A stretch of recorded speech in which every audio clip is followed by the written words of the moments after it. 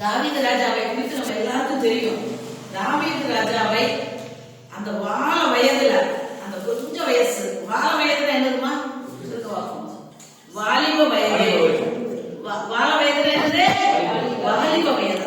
வாலிப வயதுல எப்படி பயன்படுத்தினாருங்கிறத குறித்து சொல்லப்பட்டிருக்கு. அதாவது முழு இஸ்ரவேல் படையும் பெலிஸ்தர்களுக்கு பயந்து நடுங்கி கொண்டிருக்கிற வேளையில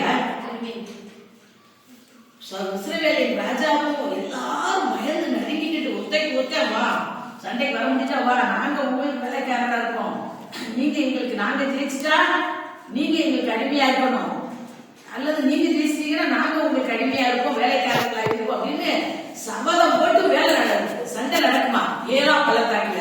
அந்த 1 சாமுவேல் 17ஆம் அதிகாரம் என்ன, தாவீது கோலியாத் யுத்தம்னால என்ன ஞாபகம் வந்துடணும், 1 சாமுவேல் 17ஆம் அதிகாரம் எல்லாரும் ஞாபகமா அதை வச்சுக்கோங்க.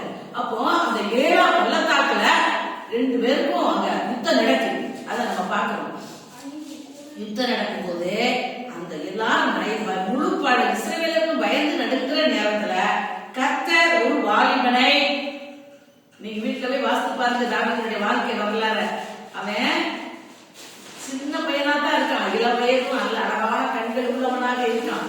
அண்ணமாரெல்லாம் பெரிய பெரிய அந்த 3 அண்ணமார் யுத்தத்துக்கு ராணுவ வீரர்களா சோல்ஜர்ஸா போயிட்டாங்க ராணுவத்துக்கு. இருக்குன்னா அவங்க அவங்க பார்க்கறதுக்கு வெளிப்படையா பார்க்கிற பார்வையில அவங்க பாட்ட சாட்டமா இருந்ததுனால அவங்கள ராணுவத்துல எடுத்துட்டாங்க, அவங்க போயிட்டாங்க. ஆனா இந்த தாவீது இளைஞன் கொடுத்து பைபிள்ல சின்ன பையனா தான் ஆடு மேய்த்து கொண்டு இருந்தவன். ஆனா கர்த்தர் நினைச்சாருன்னா யாரையும் விரிவா எண்ணப்பட்டவர்களே, அற்பமா எண்ணப்பட்டவர்களே, ஒன்றுக்கு உதவாதவைகளையும், யாரால் குடும்பத்தால சகோதரர்களால ஒதுக்கப்பட்ட தள்ளப்பட்ட சமுதாயத்தால தள்ளப்பட்டவங்களை பயன்படுத்துறது தான் ஆண்டவருக்கு கைவந்த கலை, நம்முடைய ஆண்டவராகிய தேவனுக்கு. ஆனபடினால இதுல பார்க்கிறோம், வாழ வயதின் குமாரர் பலவான் கையில் உள்ள அம்புகளுக்கு ஒப்பாயிருக்கிறார்கள் என்று சாலமோன் சொல்லுகிறார். அப்போ வாழ வயதுல தாவீதை இளைஞனை கண்களுக்கு அழகான கண்களும் ரூபமும் உள்ள ஒரு சின்ன இளைஞனை கர்த்தர் எப்படி அவருடைய கரத்திலே, பலவான் யாருல வாழ வயதின் குமாரர் யாரு, தாவீது வச்சுக்கோங்களேன். பலவான் யாரு சொல்லுங்க, வயது பலவான் கை, பலவான் யாரு, இயேசு கிறிஸ்து. பலவான் அதுக்கு என்ன அர்த்தம் தெரியுமா, பராக்கிரமன். அவர் யாரு, வீராதி வீரன், பராக்கிரமன். அப்போ வாழ வயதின் குமாரர் பலவான் கையில் உள்ள அம்புகளுக்கு ஒப்பாயிருக்கிறார்கள். அப்போ பலவான்கள் யாரு, சங்கீதம் 29:1 வாசிக்க பார்ப்போம். 29:1 அதுக்கு ஆன்சர் இருக்கு. பலவான் யாரு, பலவான் குதிரை இருக்காது. ஆனா கமலப்பத வராங்க வாலிப நாட்கள்ல எல்லாரும் அந்த பராக்கிரமம் நிறைந்த ஒரு வயது, அதிகமான கவலைகள் வராது, அதிகமான நோய் குறைவாய்ப்பட மாட்டோம். ஆனா சொல்லுவாங்க, கொடிது கொடிது வறுமை கொடிது, அதனிலும் கொடிதே முதுமையில் வறுமை. இதுல முதுமையில் என்ன செய்யக்கூடாது, வறுமை வரக்கூடாது. சின்ன பிள்ளைகளையும் வாலிப நாட்கள் என்ன வந்தாலும் தாங்கிக்கலாம் பார்த்துக்கோங்க, அந்த வயசு. அப்போ வாழ வயதுங்கும் போது நம்ம 17 வயசுல இருந்து 40 வயது வரைக்கும் அது வாழ வயதாக குறிப்பிடப்படுகிறது. இதுல பார்க்கிறோம், இதுல தாவீது சின்ன பையன் தான். யாரு, பலவானாகிய நம்முடைய தேவனாகிய கர்த்தர், பலவான்களின் புத்திரர்களே கர்த்தருக்கு மகிமை வல்லமையையும் செலுத்துங்க. அப்ப நம்ம எல்லாரும் பலவான்களின் புத்திரர்கள். ஆமா, அப்போ பலவான், பலவானா பராக்கிரமம். ஒரு பாட்டு கூட இருக்கு, பராக்கிரமர் அவரேதான், பட்டயம் அவர் கையில் தானாவே, என்னை வில்லாய் நானேற்றி எதிரியை வெல்லுவார், கர்த்தர் தேவன் என்னிலே வாசம் செய்யும் நாளிது, அக்கினியின் மதிலாக அரவணைத்து நிற்கின்றார்.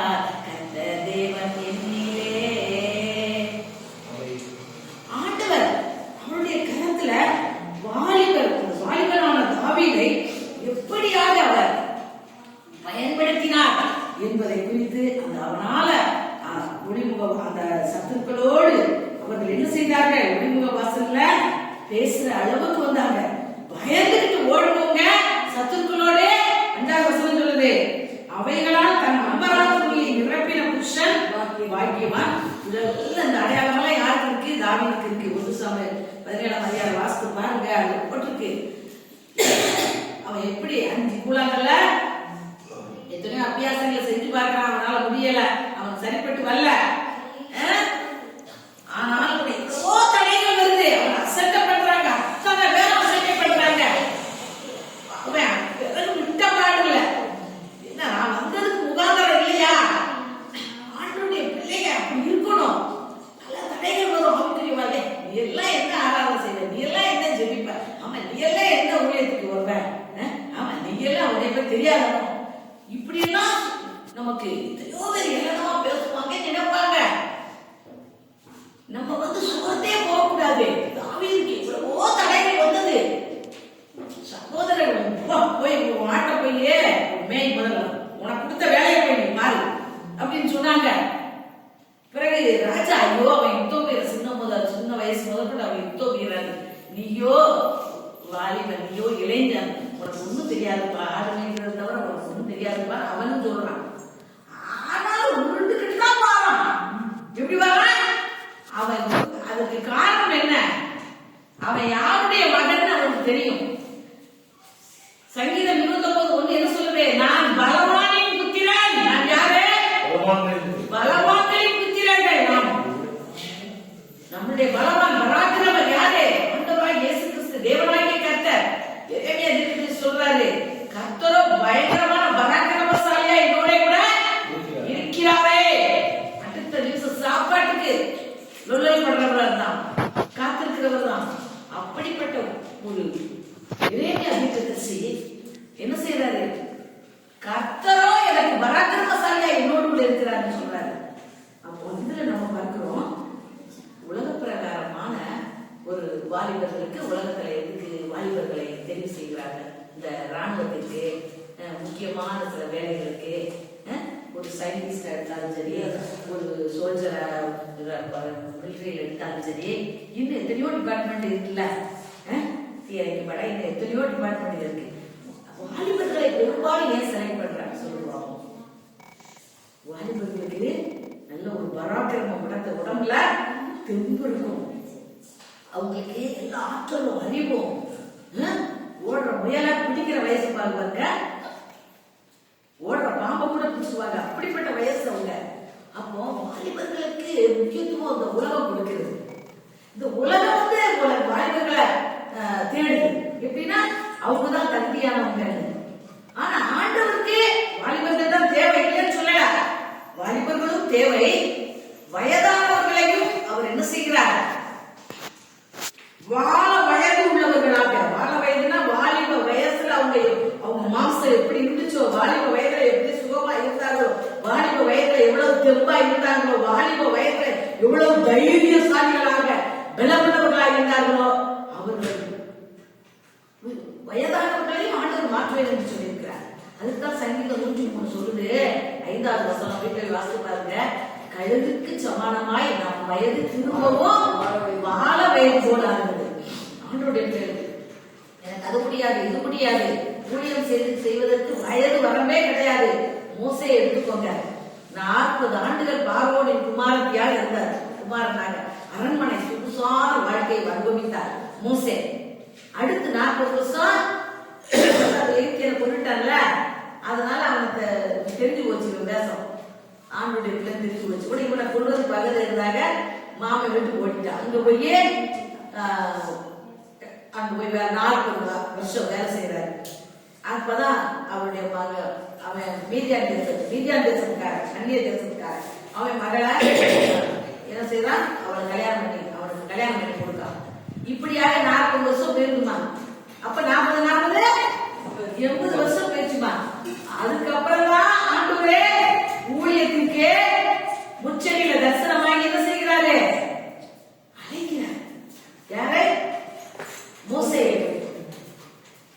ஏற்கனவே அழைத்திருந்தார் மோசே, இல்லைன்னு சொல்லல.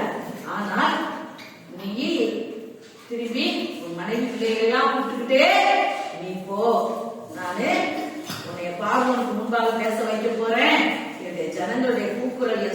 உனக்கு எட்டிருச்சு, உன்னை கொண்டு நான் விடுவிக்க போறேன் சொல்லி ஆண்டவர் அறிவித்தாருப்பா. அப்போ ஊழியம் செய்வதற்கு வாலிபர்கள் தான் தேவைங்கிற இதுல நம்ம நிற்க கூடாது. வாலிபர்கள் முக்கியமாய் தேவை, அதற்கு மாற்றுக்கருத்தே கிடையாது.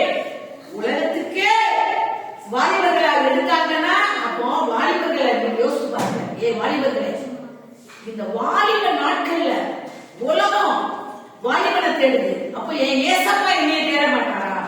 என்னுடைய ஏசப்பாவுக்கு என்னுடைய வாலிபம் தேவைப்படுமா இல்லையா? கொஞ்சம் யோசிச்சு பாருங்க. அதான் வாலிபன் வச்சிருக்காரு. வாழ வயது கூட்டம் வைக்கணும். அதையெல்லாம் வாழ வயது போட்டு வாழ வயதுனா வாலிபர் கூட்டம். இப்ப எங்க பார்த்தாலும் வாலிபர்கள் மத்தியில நேரத்தில் யூடியூப்ல பார்த்தோமா, யூகேல பிரான்ஸ் எல்லாம் வாலிபர்கள் மத்தியில் எழுப்புனர். வெறும் வாலிபர்கள் 2000 3000 வாலிபர்கள் மத்தியில ஆராதனை பப்ளிக் இடத்துல அப்படி இடைவிடாத மணிக்கணக்காக ஆராதிக்காங்க. வாலிபர்கள் மத்தியில பயங்கர எழுப்புதல் யூகேல. அப்போ வாலிபர்களை கொண்டு ஆண்டவர் அவருடைய சேனைக்கு, அவர் இஸ்ரவேலின் ராணுவங்களின் சேனைகளின் தேவனாகிய கர்த்தர் தாவீது அவருக்கு பேர் வைக்கிறாரு. கோலியாத்தே, நீ உன் பலத்துல ஈட்டியோடு கேடகத்தோடு வர, நான் அப்படி அல்ல, இஸ்ரவேலின் ராணுவங்களின் தேவனாகிய சேனைகளின் கர்த்தருடைய நாமத்தினாலே வருகிறேன் சொல்லி வந்தாரு. அதுக்கு முன்னாடி விசுவாச அறிக்கை பண்ணாரு. உன் தலையை வாங்கி உன்னை வெட்டி ஆகாயத்து பறவைகளுக்கு நான் கொடுக்கல, வெற்றி இல்லாதவன், நீ ஜீவனுள்ள தேவனை கூப்பிடாத, அவரை ஆராதிக்காத, நீ எம்மாத்திரம், நாங்கள் ஜீவனுள்ள தேவனுடைய சேனைகளின் பிள்ளைகள், நாங்கள் பலவான்களின் புத்திரர்கள், நாங்கள் அவரை விட ஒரு பலவான் பராக்கிரமர் இந்த உலகத்துல கிடையாது. ஆனபடினால் அவருடைய நாமத்தினால நான் வர்றேன். அவன் என்ன செய்தான்? அறிக்கையிட்டார். அவருடைய வார்த்தைகளை, தடைகள் வந்தது, தடைகளை எல்லாம் உடைத்தார். எல்லாத்தையும் போய் பொழுதனை போய் பேசுறாங்க. ராணுவத்தில் அங்கங்க நிக்கிறவா ராணுவ வீரர்கள்ட்ட, யாருக்கு? சவுல் ராஜாவுக்கு பக்கத்துல, அவர் உடனடியா அவருக்கு பக்கத்துல உதவி செய்யற அந்த ஆட்கிட்ட போய் பொழுதனைக்கு போய் யார்கிட்ட போய் சொல்லுங்க, அவனை சந்திக்க ரெடி, ஆடு மேய்ச்சேன், சிங்கம் கரடி என்ன ஆட்டை பிடிக்க வந்துச்சு. அப்போ நான் என்ன பண்ணேன்? தடிய வச்சு அவனை முற்றிய அடி அடிச்சு அவன் வாயை கிழிச்சு, அந்த சிங்கத்தையும் கரடியின் வாய கிழிச்சு, என் ஆட்டை அவனுடைய வாயின்றி, அந்த கரடியின் வாயின்றி சிங்கத்தின் வாயின்றும் என்னுடைய ஆட்டை நான் காப்பாத்தினேன். அவன் செஞ்ச வேலையில உண்மையா இருக்கான் பாருங்க. ஒரு ஆடு தானே, எத்தனையோ ஆடு வைக்கான், ஒரு ஆடு தானே, விட்ட விடல, உண்மை உள்ளவன். அதான் வேதம். தேவனுடைய இருதயத்துக்கு அவனை ஏற்றவனாக சமானமாய் உன் வயது திரும்பவும் வாழ வயது, உன்னை வாலிப நாட்கள் இருந்த போல ஆக்குவேன். யோபு சொல்றாரு, என்னுடைய சரீரத்துல அந்த கூச்சலாம் வச்சுக்கோங்க. யோபுல ஒரு வசனம் இருக்கு பார்த்துக்கோங்க, 33:25 நினைக்கிறேன். என்னுடைய சரீரம் வாழ வயதின் நாட்களை போல ஆக கடவுள் ஜெபிக்காது. நம்ம ஜெபிக்கணும். அப்படி எதுக்குன்னா உருக்கழிச்சு வச்சுல யோபு உருக்கழிச்சு இந்த அம்மா பெரிய பெரிய ஒண்ணு குடும்பத்துல ஏதாவது ஒரு பிரச்சனை ஒண்ணு வருவாங்க, அல்லது வியாதியை கொடுத்து அவ்வளவுதான், என்ன கைக்குமே நீ 4 வருஷத்துக்கு போய் இன்னும் என்ன போய் நீ போய் விசுவாசியா இருக்க போற, நீ என்ன ஊழியத்தை போற நீ அப்படின்னு சொல்லுவான். 3 காரியங்கள்ல சோதிப்பான். நம்ம விழிப்பா இருக்கணும். அப்படி நேரத்துல ஆண்டவர் சொல்லியிருக்காரு, கழுவிக்கு சமானமாய் உன் வயது திரும்பவோ வாழ வயது அவனுக்கு நான் கூட்டிட்டு வாலிப நாட்கள்ல இருந்த அதே சரீரத்தை பலனை உற்சாக ஆத்மாவில பலன் இருந்தாலும் வாஸ்தவத்துல ஆத்மாவில பலன் இருந்து என்னை தைரியப்படுத்தினீர். இதுல பார்த்தோம் 138 சங்கீதத்துல பாருங்க, நான் கூப்பிட்ட நாளிலே எனக்கு உத்தரவு கொடுத்து என் ஆத்மாவிலே பலன் தந்து என்னை தைரியப்படுத்தினீர். நம்ம வாஸ்தவம் பார்த்தீங்களா? அதுபோல ஒரு தேவனுடைய பிள்ளை எனக்கு வயசாயிடுச்சு, என்னால முடியல அப்படிங்கிற வார்த்தை பேசவே நீ இந்த தாயக்கே எல்லாம் விசுவாசி உன்னை கூட செய்யவும் மாட்டாங்க. அப்போ கழுகு என்ன பண்ணுது? தனியா உழைக்க ஆரம்பிக்கும். இந்த அழகெல்லாம் முந்திய விட அது மனசுல பார்த்தேன், இந்த அழகு இவ்வளவு இத்தனை அடிக்கி வளர்ந்து ஒரு கழுகுக்கு இருக்கு. நல்லா வேட்டையாடலாம், நல்லா ஆண்டவருக்காக செயல்படலாம், எதிரியோடு சிக்கலாம், எதிரியோடு போராடுவதற்கு அதுக்குரிய உறுப்புகள் எல்லாம் வளர்ந்து கழுகுக்கு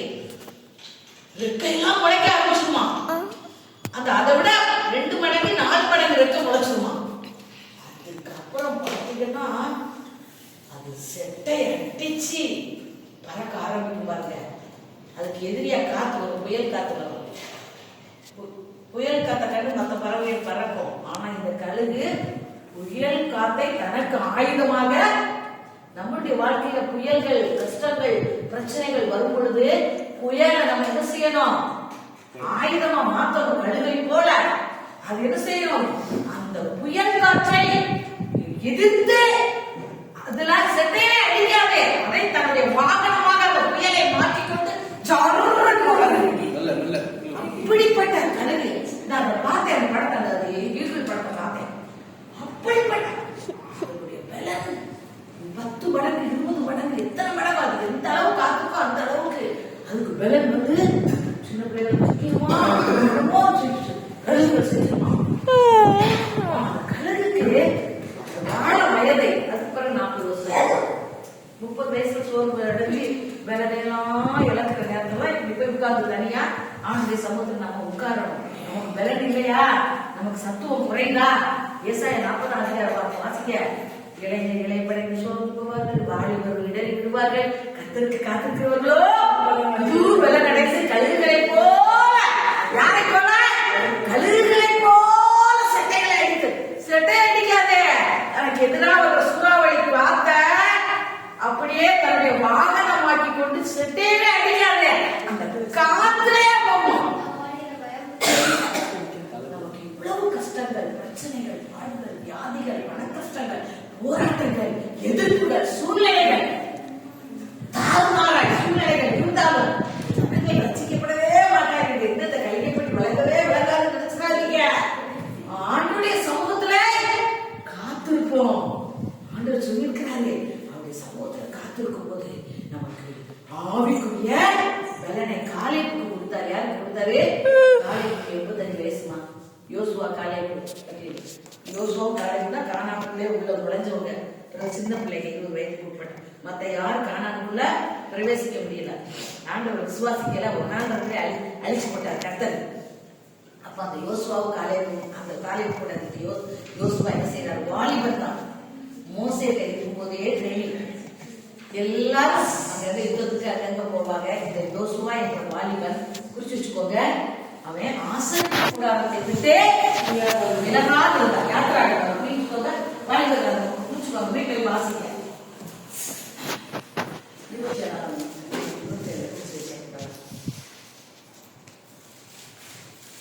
அதை குறிச்சுக்கோங்க.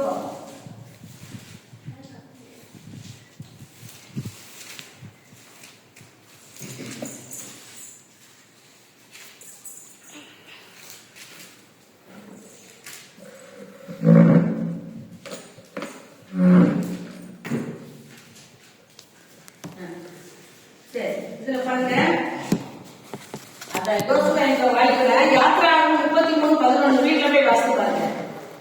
யாத்திராகமம் 33:11 யோசுவா என்ற வாலிபர் ஆசரிப்பு கூடாரத்தை விட்டு விலகாது இருந்தார்.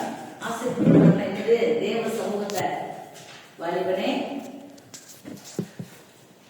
அந்த சொல்றாரு, ஊத்துக்களை பார்த்து சொல்றாரு, இந்த காலத்துல நீ எப்படி இருக்க? உனக்கு படிப்பு முக்கியம் தான் இல்லைங்கள, நீ தேவனோடு இருக்கிறையா?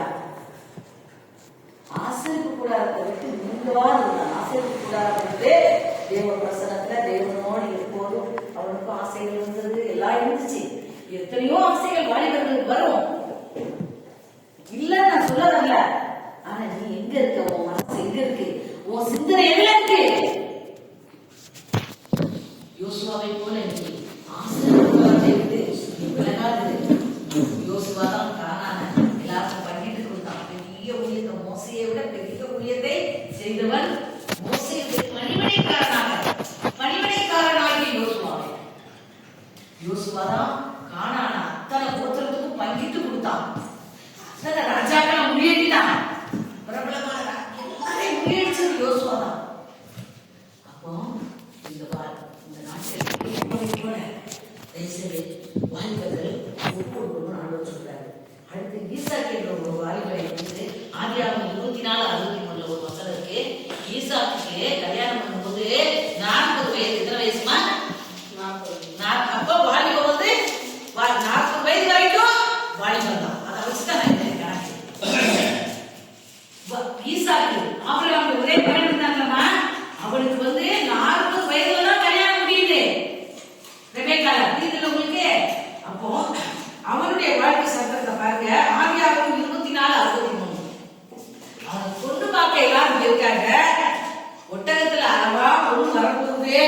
உலக அழகி. ஈசாக்கு சாயங்கால வேளையிலே தியானம் பண்ண வெளியிலே போயிருந்து தன் கண்களை ஏறெடுத்து பார்த்தபோது ஒட்டகங்கள் வர கண்டான். ஏ வாலிபனே, நீ உன் கண்களை ஏறெடுத்து நீ பார்க்கும்போது உன் எதிர்காலத்தை நீ பார்க்க வேண்டுமானால் முதல்ல ஈசாக்கை போல நீ என்ன செய்யணும்? சாயங்கால வேளையிலே தியானம் பண்ணு. சாயங்கால நேரத்துல மெடிடேஷன் பண்றதுக்கு சில நேரம் ஒதுக்கி வச்சிருக்கான். பைபிள வாசிக்கிறது வேற, மனப்பாட வசனம் வாசிக்கிறது வேற. எப்படிப்பட்ட வாய்ப்புகளை ஆண்டவர் தேடுகிறாரு? தியானிக்கிறதுனா அது மணிக்கணக்கு ஆகும். என் பாடம் 1000 பேர் கவலைப்படாத. கர்த்தர் நீ கொஞ்ச நேரம் படிச்சாலும் அந்த பாடத்தை அவனுக்கு ஆசீர்வதிப்பாரு. அது ஆண்டுடைய வழிநடத்தலின்படி, பெற்றோருடைய விருப்பத்தின்படி செய்யுங்க. உங்க இஷ்டப்படி நீங்க செஞ்சுறாங்க. ஒரு இதுக்காக சாட்சியா இருந்த வாய்ப்புகளை குறித்து நான் பேசுறேன். அப்போ சாயங்கால வேலை ஒன்று பார்க்க நம்ம சிந்தையெல்லாம் எப்படி இருக்கும்? நம்மளா இருந்தா இன்னைக்கு தேவத்துக்கு போராட்டம் என்ன, இன்னைக்கு தியானம் பண்ண போராட்டம் என்ன, எனக்கு 40 வயசு ஆயிடுச்சு, எனக்கு இன்னைக்கு பொண்ணு பார்க்க நின்றா வெளியே செல்ல பொண்ணோட உலகத்துல வந்துட்டு இருக்காராம். என் பொண்ணு எப்படி இருப்பாளோ, எப்படி இருக்குமோ, முடி எப்படி இருக்குமோ, இவ்வளவு உயரம் இருக்காளோ, நம்ம நினைவெல்லாம் அப்படி இருக்கும். ஆனா அந்த ஈசாக்கு என்ற வாலிபன் எப்படி இருக்காங்க? அந்த நினைவை எப்பயும் போல தியானம் பண்ண போயிட்டு தியானத்தை முடிச்சுட்டு தன் கண்களை ஏறெடுத்து பார்க்கும்போது ஒட்டகங்கள் வரட்டும். நம்முடைய எதிர்காலத்தினுடைய ஆசீர்வாதம் அப்பா நினைச்சதை விட 1000 மடங்கு. உங்க அப்பா, உன்னை பெற்ற அப்பா, பெற்றோர்கள் உன்னை குறித்து நினைத்ததை விட 1000 மடங்கு உங்களுடைய எதிர்காலத்தை ஆசீர்வதிக்க வேண்டுமானால் ஈசாக்கை போல அந்த ஒரு 1/2 மணி நேரமாவது நீங்க நான் தியானிப்பேன். வேற வசனத்தை தியானிக்கும் போது அர்த்தவட்ட பேசக்கூடாது. ஆண்டோடு அப்பதான் ஆவியானவர் செய்வார். நம்மகிட்ட பேசுவார். தியானிக்கும் போது வேணா இருக்கணும். கையில ஒரு நோட்டு இருக்கணும், பைபிள் இருக்கணும். இப்படிப்பட்ட ஒரு அனுபவத்துல இருக்கிறவங்கள, இப்படிப்பட்ட வாழ வயது இருக்கிறவர்களை ஆண்டவர் அவருடைய கரத்துல ஒரு அம்பாக பயன்படுத்துவார். இல்லையா? கண்கள் மூலமா நிறைய இருக்கு, அதெல்லாம் சொல்ல முடியாது. அப்படின்னால